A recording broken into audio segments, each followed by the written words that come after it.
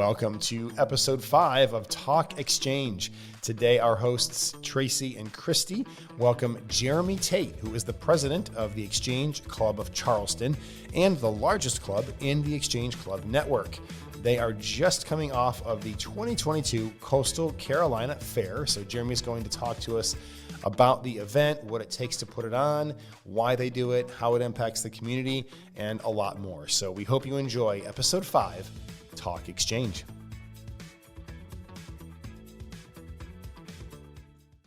Welcome to Talk Exchange. I'm Tracy Edwards, CEO of the National Exchange Club. And I'm Christy Lindahl. I'm the Director of Communications. Christy, I'm so excited about the holiday season. How's yours going so far? Oh my gosh. You know, the people, they're so happy and energetic, and my kids are just bouncing off the wall.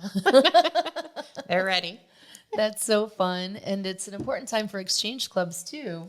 You know, for some clubs, it's their busiest time of the year. It's what they worked so hard for all year to raise the money so that they can put food on tables at Christmas time, so that they can put Christmas gifts under trees. And it's just such a beautiful time when people can come together and feel so fulfilled at the generosity that they're able to put back into the community. It's a lot of fun.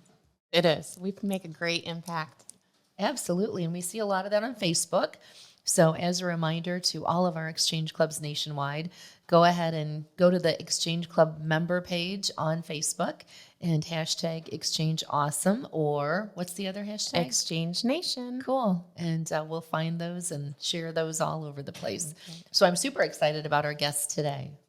Hi, Jeremy. Hey. How are you? We are excited to have the president of the Exchange Club of Charleston, the largest club in the Exchange Club network. And they have just come off of the 2022 Coastal Carolina Fair, which is an amazing event that takes the commitment and passion and dedication of every club member. So we're going to hear from President Jeremy Tate today to tell us more about it. So Jeremy, welcome. Well, thank you. Thank you for having me. Absolutely. And I'm sure you're happy to have that in the rear view window, right? Yes. Like, whew, another one checked off the list. What number was that? How long has the club been doing this event? Oh, I'm going to get this wrong. We've been doing it since 1957. So, wow. 65 years. Is that right? Oh my gosh. And grown Yes. and expanded.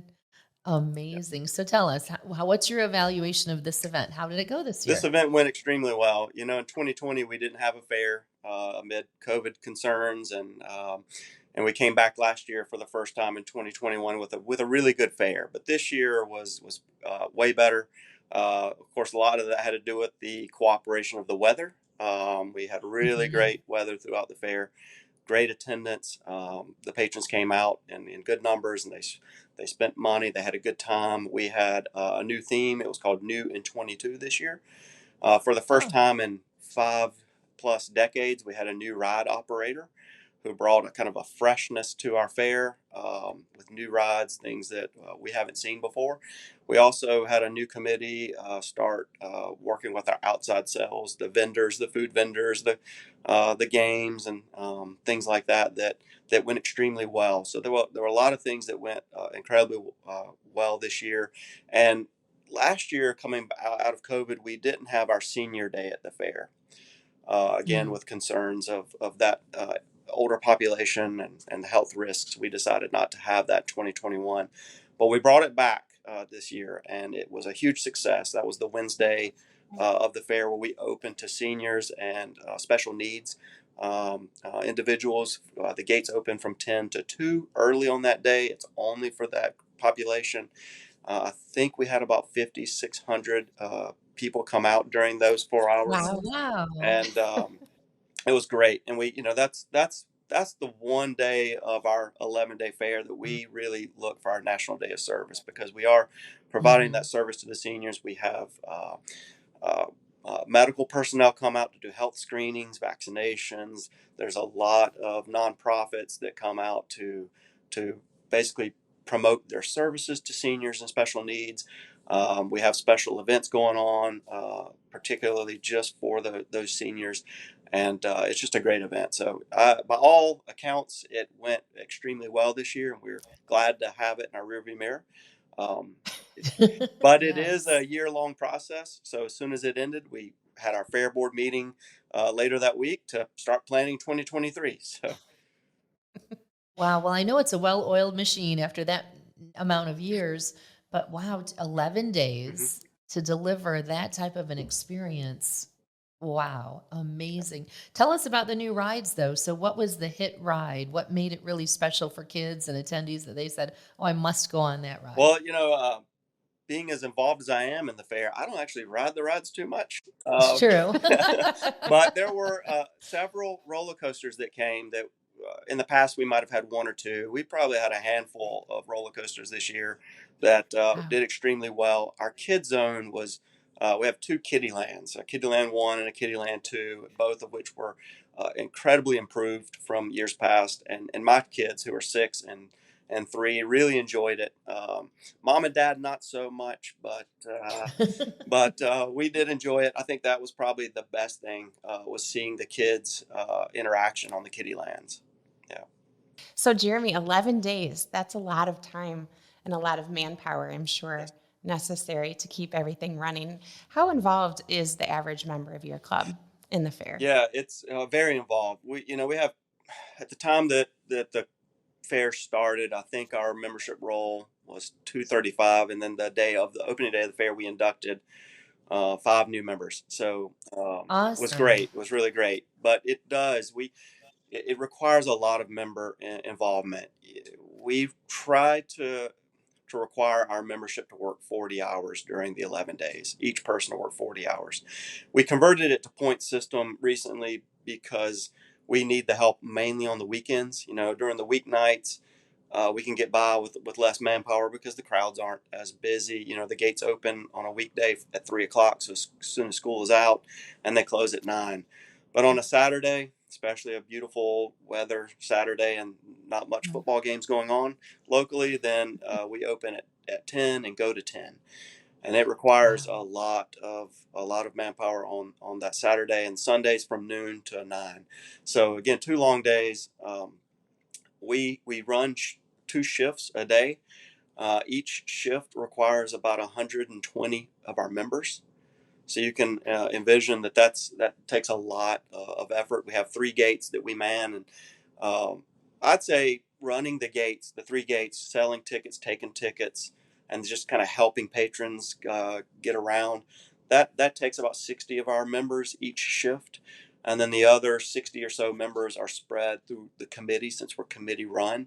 So we have committees that look after security, after outside sales, the midway games, let's see, parking, you name it. We've got the committees that are running. We have to have the membership there.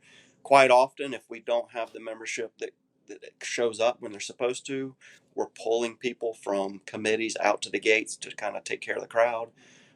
So that's why membership is one of the reasons why membership is so important to our club, is because we have Mhm. to get through the fair with that membership, and it's a good time. The new members really, uh, when they get inducted on that opening day and they're exposed to the fair, it's interesting to get their take, because many of them have experienced the fair as a patron in the past, but they just didn't really Sure. understand what it really takes, and the fun it is to sit there and interact with those patrons as they come through, the kids, the excitement on their faces. And it's a fun experience for everyone, but it's a very tiring experience as well. Sure. I'm sure. Sure. And that's so special. As you said, we know from experience that members join largely because of projects. They Hmm. want to be involved in something, and you give them that experience. And we also know, based on talks with many members in your club, that you look to the next event, which is the money that you raise from this fair and how you can put that back into the community to make the community a better place to live. Tell us about how that That's right. looks. So we are still getting the money invoices all sorted out, and that'll happen over the next couple months. It'll be around March, April that we'll kind of have an idea of what funds we have available to give out. And at that point, we have a committee. It's called our AIMS committee. We look to aim those funds where Oh, appropriate. I like that. And we it's a committee that's chaired by 2 individuals, and then there's subcommittees, and then subcommittees on that. And we've recently been moving our aims focus into to align better with the programs of service, and really fitting it in with Americanism, community service, and youth projects. And then within that, the national project, which is the prevention of child abuse, is another focus that we look at. So we have basically four subcommittees that look to aim those funds appropriately. We send out grant applications to those nonprofits that we're aware of, and we try to advertise that out so that other nonprofits who we might not be aware of will also request an application. That process takes a couple months to kind of sift through, get the applications in. We start review it, look to where our money can maybe meet the needs the best, and we as subcommittee start voting on how much we're giving out to each of these nonprofits. And then as a larger group, we get together and make the decision as a body of about 20 to 24 individuals to basically dole the money out, so to speak. And that money gets sent to them right away. Now, we don't actually have an official community service day until right before the fair. So these nonprofits, they get the money as soon as they can, but we ask that they show up. And this year it was the Thursday before the fair opened that we had community service day at the fairgrounds. We invited them all to come out to a nice lunch. We introduced each of them. We talked about what they asked for, what we were able to give. We have the media come out.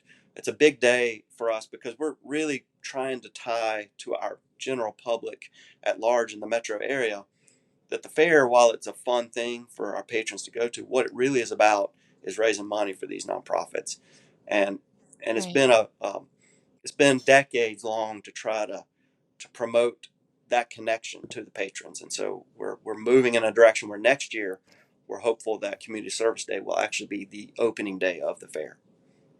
Oh, wow. Ambitious. Yeah. Yes. Yeah. Yep. So, Jeremy, for our listeners who aren't all that familiar with the fair, I'm sure the majority of them have heard of it. Could you give us an idea over the past few years, maybe excluding 2020, how much money do you raise typically, and how much are you able to give out to various organizations?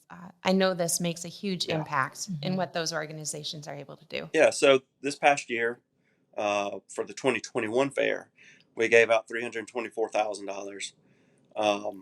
In 2020, we didn't have a fair, but we still were able to give money out. Just like the National Exchange Club has a foundation, our club created a foundation, mainly a rainy day. We didn't think it would be a COVID day, but it was.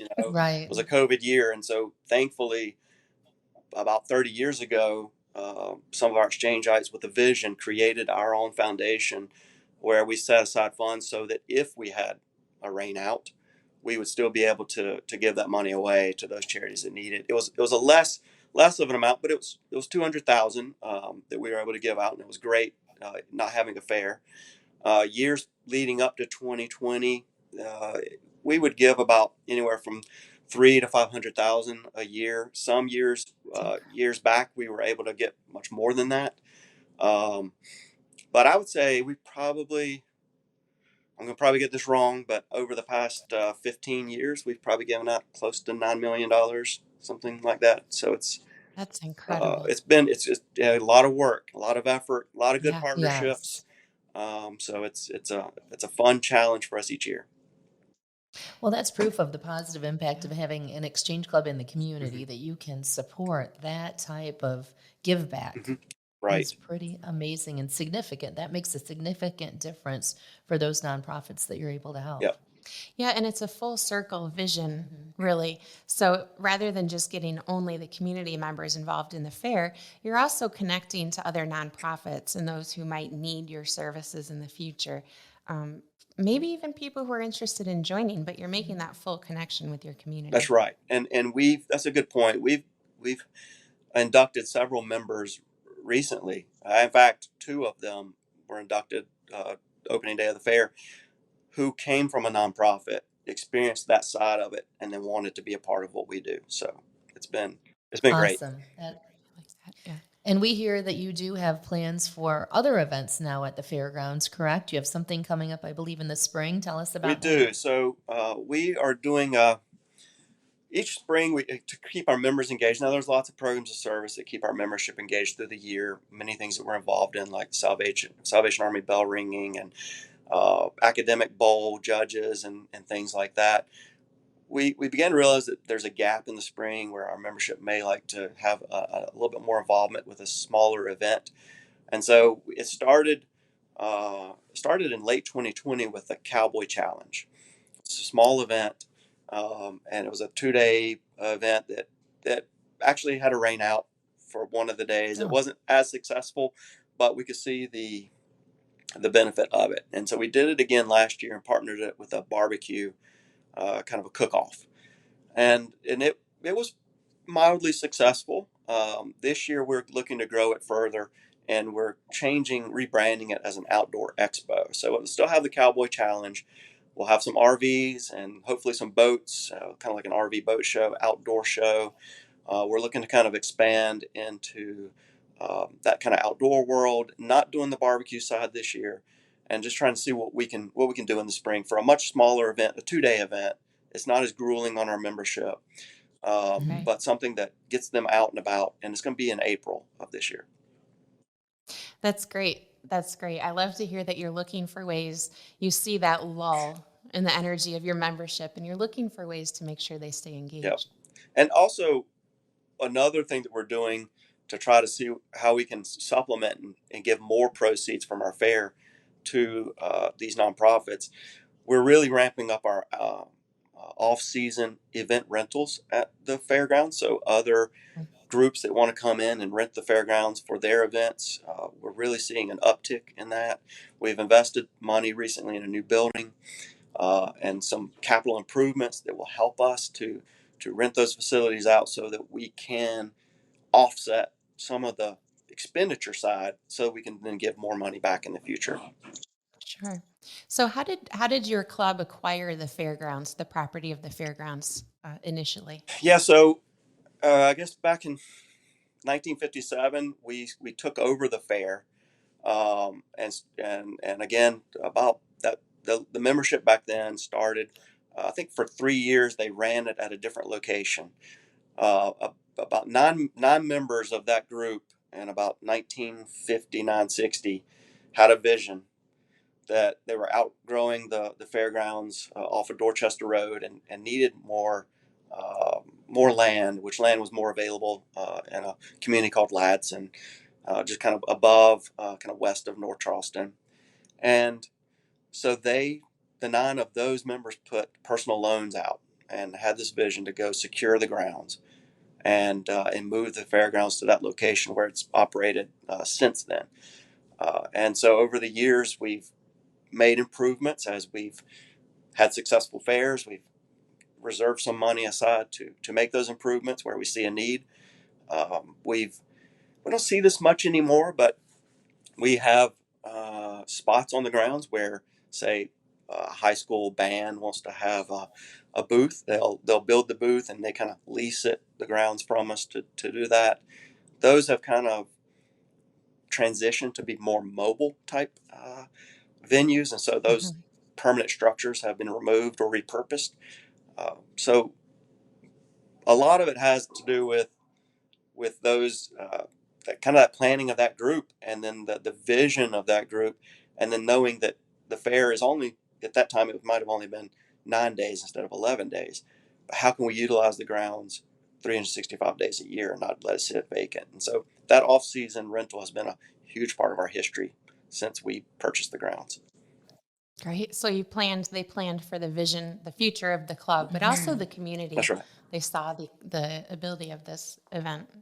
Absolutely. And Charleston is certainly exchange strong in terms of the number of clubs and the variety of clubs. Mhm.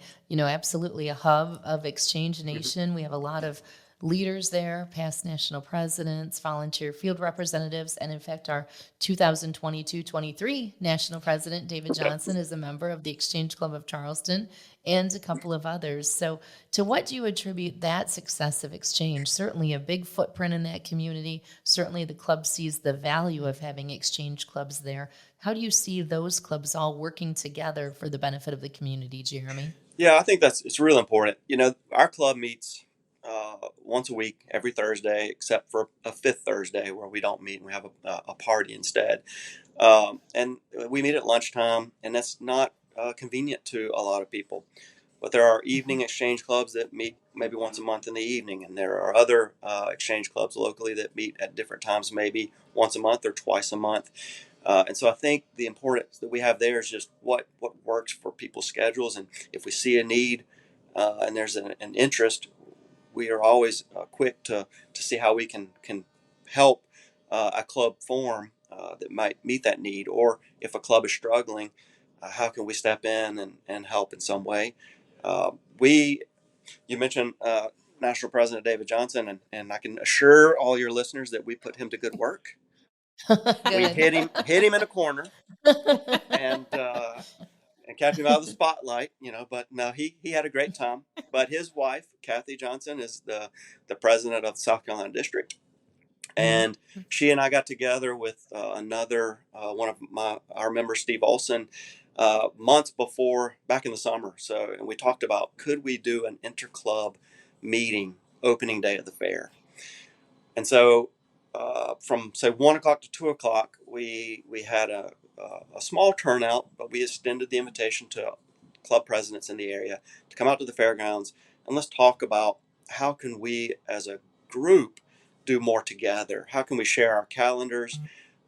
Many times we don't know what other clubs are doing, and they don't know what we're doing. And so we began the first step and just an informal discussion of what each club, what their kind of primary fundraiser is, what things they're interested in, and how other clubs may help them. And we're starting a community calendar to kind of keep that up there so that any one of us can log into the district calendar and see what's going on and use that as a platform to help these other clubs, because that inter-club working is very important to us. We have a lot of fun getting together with those other clubs and seeing what they're doing and supporting their venues too.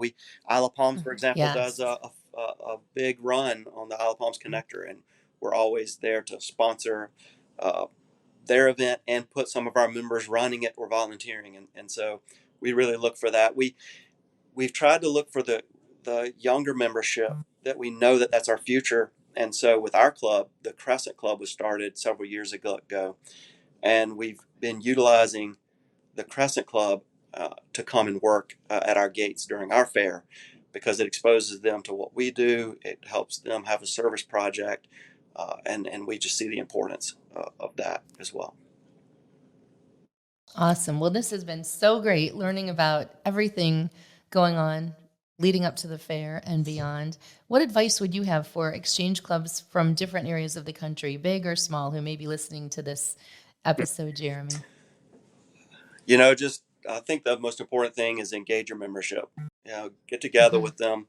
Ask them what they enjoy about exchange, what they see as maybe lacking in their club, and then strategically work on planning whatever that event is, whatever those events may be, and keep them engaged through the year. I think it's important to certainly look at your future, certainly look at the membership. Don't let it get stagnant. Continue to bring people to the meetings and have good programs at those meetings to really attract those members to join. That's great advice.